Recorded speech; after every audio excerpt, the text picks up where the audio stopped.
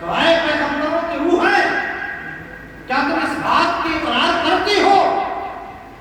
کہ تم ہمارے اس محبوب پر ایمان لاؤ گے؟ تم سب ہمارے اس محبوب کا کلمہ پڑھو گے، ہمارے اس محبوب کی تصدیق کرو گے؟ تو قرآن کیا کہتا ہے؟ قالوا وقرنا، آدم سے لے کر عیسیٰ تک ساری روحوں نے ایک زبان ہو کر کے کہا اے اللہ ہم اقرار کرتے ہیں تیری بارگاہ میں اگر مجھے میرے محبوب کا، نبی آخر الزماں کا، آمنہ کے لال کا زمانہ ملا تو ہم ان پر ایمان بھی لائیں گے اور ان کے دین کی مدد بھی کریں گے۔ تو تمام روحوں نے جب اقرار کر لیا، اللہ نے بات کو اور مضبوط کیا، کہا فاشہدوا، اے روحو یوں ہی نہیں، اب ایک دوسرے کے بارگاہ میں گواہ بن جاؤ۔ یعنی کہہ سکتے ہیں کہ اللہ نے آدم کو شیش پر، شیش کو آدم پر، نوح کو ابراہیم پر، ابراہیم کو نوح پر، موسیٰ کو عیسیٰ پر، عیسیٰ کو موسیٰ پر گواہ بنا دیا کہ تم سب ایک دوسرے کے گواہ بن جاؤ کہ تم نے میری بارگاہ میں حاضر ہو کر میرے محبوب پر ایمان لانے اور ان کی مدد کرنے کا کیا عہد کیا۔ اب اللہ تبارک و تعالیٰ نے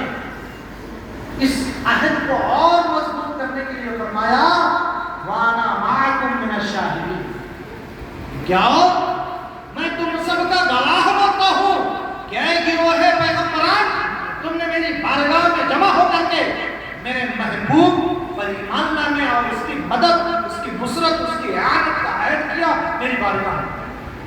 اس کے بعد اللہ نے اور مضبوط کیا، بفرض محال اگر کوئی اس عہد سے پھرتا ہے تو وہ فاسقین میں سے ہوگا۔ تو دیکھو جب نہ ہم تھے اور نہ آپ، صرف ہماری روحیں تھیں، تو روحوں کی دنیا میں اللہ تبارک و تعالیٰ نے اپنے محبوب کی پیغمبری کا اعلان کر دیا، اور نہ صرف پیغمبری کا اعلان کیا تھا بلکہ یہ آیت بتا رہی ہے کہ انبیاء کرام کو نبوت و رسالت اسی بات پر ملی ہی تھی کہ تم میرے محبوب پر ایمان لاؤ گے اور ان کی مدد کرو گے۔ اس عہد کو پورا کیسے کیا؟ جب قرب قیامت حضرت عیسیٰ علیہ السلام تشریف لائیں گے تو اس وقت دین پیغمبری، دین عیسائیت کی وہ تبلیغ نہیں کریں گے، کرسچینٹی کو اسپریڈ نہیں کریں گے، پھیلائیں گے نہیں، بلکہ وہ کریں گے۔ تو عیسیٰ علیہ السلام کو اللہ تبارک و تعالیٰ تمام پیغمبروں کا نمائندہ بنا کر کے بھیجے گا اور سب کی طرف سے وہ کفارہ ادا کریں گے کہ اے اللہ تو نے مجھے بھیجا ہے تو میں اپنے دین کی تبلیغ نہیں کروں گا بلکہ دین محمدی کی تبلیغ کروں گا۔ حضرت عیسیٰ علیہ السلام کہ ہم سب جانتے ہیں، تو دیکھا آپ نے اس آیت کریمہ کے اللہ تبارک و تعالیٰ اپنے محبوب کی آمد کا اعلان کرا رہا ہے۔ کہاں؟ عالم ارواح میں۔ اور پھر تو انبیاء کرام کی نبوت کا ایک حصہ ہو گیا کہ پیغمبر دنیا سے جانے سے پہلے یہ بتا جاتے تھے اپنی امت سے کہ ایک آخری پیغمبر آنے والے تو تم ان پر ایمان لیا۔ ابن اسحاق کی روایت، وہ ابن اسحاق جن کی کتاب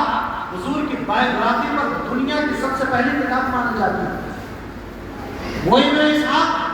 جن کی روایتوں کے امام بخاری نے اپنی بخاری میں کتاب المغازی میں لیا، وہ ایک روایت نقل کرتے ہیں کہ ایک دن اللہ کے پیارے رسول صلی اللہ تعالیٰ علیہ وسلم کے صحابہ مچل گئے اور عرض کرتے ہیں یا رسول اللہ اخبرنا عن نفسک، اے میرے آقا آپ نے سب کچھ ہمیں بتا دیا، دین کا پیکج دے دیا، ہمیں نماز دے دی، روزے دے دیے، حج دے دیے، زکات، پورا پیکج دے دیا، لیکن یا رسول اللہ آج آپ ہمیں اپنے بارے میں بتا دیں کہ آپ کیا ہیں۔ اب سوال یہ اٹھتا ہے کہ وہ عرب جو اپنے جانوروں کے نسل کو بھی محفوظ رکھا کرتے تھے، ان کے گھوڑوں کے بارے میں اگر پوچھ لیا جائے تو اس کے 10-20 پشتوں کو بتا دیتے تھے، اس کا باپ کیا، اس کا باپ کیا، اس کا باپ کیا۔ تو کون نہیں جانتا تھا کہ آخری پیغمبر جن کے آنے کی بشارت آدم نے دی یہی ہے، جن کے آنے کی بشارت نوح نے دی یہی ہے، جن کے آنے کی بشارت موسیٰ نے دی وہ یہی ہے، جن کے آنے کی بشارت عیسیٰ نے دی وہ یہی پیغمبر ہیں۔ قرآن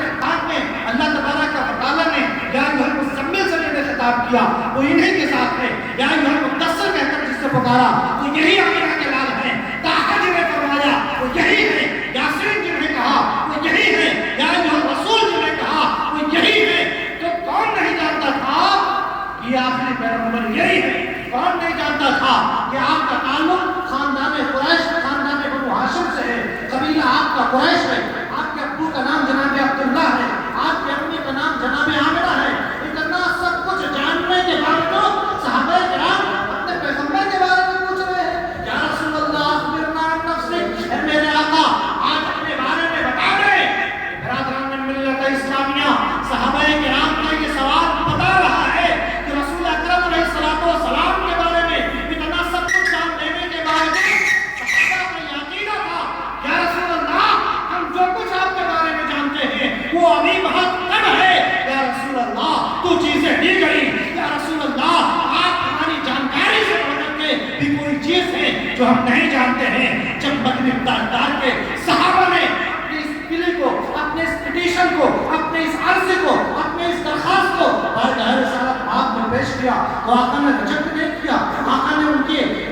درخواست کو مسترد نہیں فرمایا، بلکہ ان کے اس درخواست کو، ان کے اس گزارش کو، ان کے اس پٹیشن کو لیتے ہیں اور جو جواب دیتے ہیں تو خوش عقیدہ مسلمانوں، حضور علیہ السلام کا ایک ایک لفظ میلاد مصطفیٰ بڑھتا چلا جاتا ہے۔ آقا علیہ السلام جب اپنے صحابہ سے اپنے بارے میں بتاتے ہیں تو یہاں سے بتاتے ہیں، اے میرے صحابہ میرے بارے میں جاننا چاہتے ہو تو سن لو انا دعوت ابراہیم، میں ابراہیم کی دعا کا نتیجہ ہوں،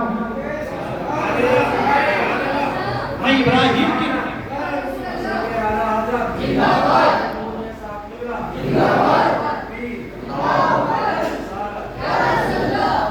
میں ابراہیم کی دعا کا نتیجہ ہوں۔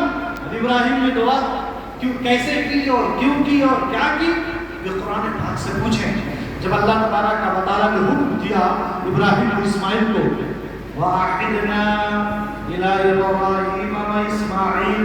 أَن طَهِّرَ بَيْتِيَ لِلطَّائِفِينَ وَالْعَاكِفِينَ وَالرُّكَّعِ السُّجُودِ۔ مفہوم یہ ہے کہ اللہ تبارک و تعالیٰ نے ابراہیم و اسماعیل کو حکم دیا کہ چلو میرے گھر خانہ کعبہ کی تعمیر کرو۔ اب ابراہیم علیہ السلام مستری بن گئے اور اسماعیل علیہ السلام پتھر اٹھا کے لا رہے ہیں۔ خانہ کعبہ کی ادھر تعمیر ہو رہی ہے، ادھر حضرات ابراہیم اور اسماعیل اللہ کی بارگاہ میں دعا کرتے ہیں۔ وہ دعا کیا کرتے ہیں؟ ربنا وابعث فیہم رسولا منہم یتلو علیہم آیاتک ویعلمہم الکتاب والحکمت ویزکیہم۔ اے میرے رب، اے میرے پالنے والے، ہماری نسل میں ایک ایسا رسول بھیج دے جو ان پر، یعنی میری نسل پر یتلو علیہم آیاتک، تیری آیتوں کی تلاوت کرے، وَيُعَلِّمُهُمُ الْكِتَابَ وَالْحِکْمَةَ، انہیں کتاب اور حکمت کی تعلیم دے، وَيُزَکِّیہِم، اور ان کے سول کو پیوریفائی کرے، ان کے باطن کا تزکیہ اور تصفیہ کرے۔ مفہوم یہ کہہ سکتے ہیں کہ حضرت ابراہیم و اسماعیل نے جو دعا کی، اے اللہ آدم سے لے کر عیسیٰ تک پیغمبروں نے جس رسول کے آنے کی خوشخبری سنائی، اے اللہ اس رسول کو کہیں اور نہیں بلکہ ابراہیم و اسماعیل کی نسل میں پیدا فرما دے۔ مدینے کے تاجدار فرماتے ہیں اپنے صحابہ سے، اے میرے صحابہ میرے بارے میں جاننا چاہتے ہو